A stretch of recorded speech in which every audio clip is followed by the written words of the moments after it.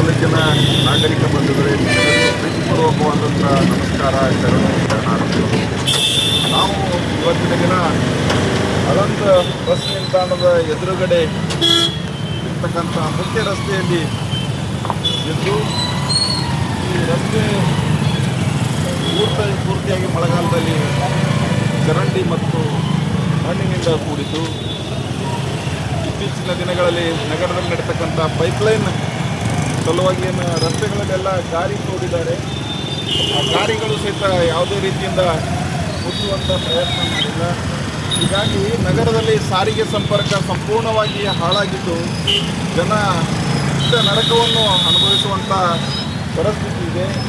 ಅಳಂದ ನಗರ ದಿನ ದಿನಕ್ಕೆ ಜನದಟ್ಟಣೆ ಹೆಚ್ಚುತ್ತಿರೋದ್ರಿಂದ ಇಲ್ಲಿ ಸಾರಿಗೆ ವ್ಯವಸ್ಥೆಯನ್ನು ಕಲ್ಪಿಸಬೇಕಾಗುವುದು ಸರ್ಕಾರದ ಜವಾಬ್ದಾರಿ. ಆದರೆ ಸಾರಿಗೆ ಸಂಪರ್ಕ ಭಾಳ ಕೊರತೆ ಇರೋದ್ರಿಂದ, ರಸ್ತೆಗಳು ಭಾಳ ಇಕ್ಕಟ್ಟಿನಿಂದ ಕೂಡಿರೋದ್ರಿಂದ ಭಾಳಷ್ಟು ಸಮಸ್ಯೆ ಆಗ್ತಾ ಇದೆ. ಆದರೆ ಇತ್ತೀಚಿನ ದಿನಗಳಲ್ಲಿ ಈ ಸರ್ಕಾರದವರು ಅಭಿವೃದ್ಧಿ ಹೆಸರಿನಲ್ಲಿ ಕೈಗೊಳ್ಳತಕ್ಕಂಥ ಕಾಮಗಾರಿಗಳು ತುಂಬ ಕಳಪೆ ಮಟ್ಟದ್ದಾಗಿದ್ದು, ನಿಧಾನಗತಿಯಲ್ಲಿ ಮಂದಗತಿಯಲ್ಲಿ ಸಾಗುತ್ತಿದ್ದು.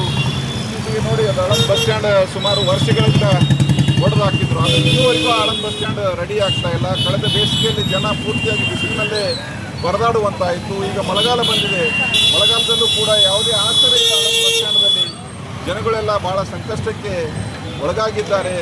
ಒಂದು ಬಸ್ ಸ್ಟ್ಯಾಂಡ್ ಕಟ್ಟಬೇಕಾದ್ರೆ ಇವರಿಗೆ ಎಷ್ಟು ವರ್ಷ ಬೇಕು ಅನ್ನೋದು ನಿಗದಿ ಇರ್ತದೆ. ಆದರೆ ಇವರು ನೋಡಿದರೆ ಭಾಳ ಆಮೆಗತಿಯಲ್ಲಿ, ಒಂದು ವೇಗದಲ್ಲಿ ಇವತ್ತಿನ ತನಕ ಬಸ್ ಸ್ಟ್ಯಾಂಡ್ ಕೆಲಸ ಮಾಡ್ತಾ ಇದ್ದಾರೆ. ಅದಕ್ಕೆ ಸಂಬಂಧಪಟ್ಟ ಅಧಿಕಾರಿಗಳು ದಯವಿಟ್ಟು ಈ ರಸ್ತೆಗಳನ್ನು ಮಾಡಿದ್ದಾರೆ, ಕೆಲಸಗಳು ಮಾಡಿದ್ದಾರೆ, ಕಾಮಗಾರಿಗಳು ಮಾಡಿದ್ದಾರೆ. ಇದ್ರ ಬಗ್ಗೆ ಸ್ವಲ್ಪ ಗಮನ ಹರಿಸಬೇಕು. ಮತ್ತು ಇಲ್ಲಿ ಸಂಬಂಧಪಟ್ಟಂಥ ಜನಪ್ರತಿನಿಧಿಗಳಿಗೆ ಹೇಳಲು ನಮಗೆ ಬೇಸರ ಆಗ್ತದೆ.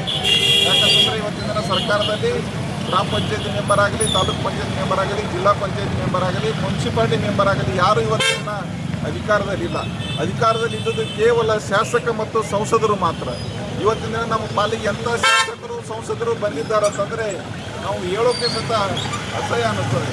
ಅವರು ಇವತ್ತಿನ ದಿನ ಜನರ ಯಾವುದೇ ಒಂದು ಸಮಸ್ಯೆಗಳಿಗೆ ಸ್ಪಂದಿಸೋದೊಂದಿಗಿರಲಿ, ತಾಲೂಕಿನ ಕಡೆ ಮುಖ ಮಾಡಿ ಸಹಿತ ಅವರು ಮಲಗ್ತಾ ಇಲ್ಲ.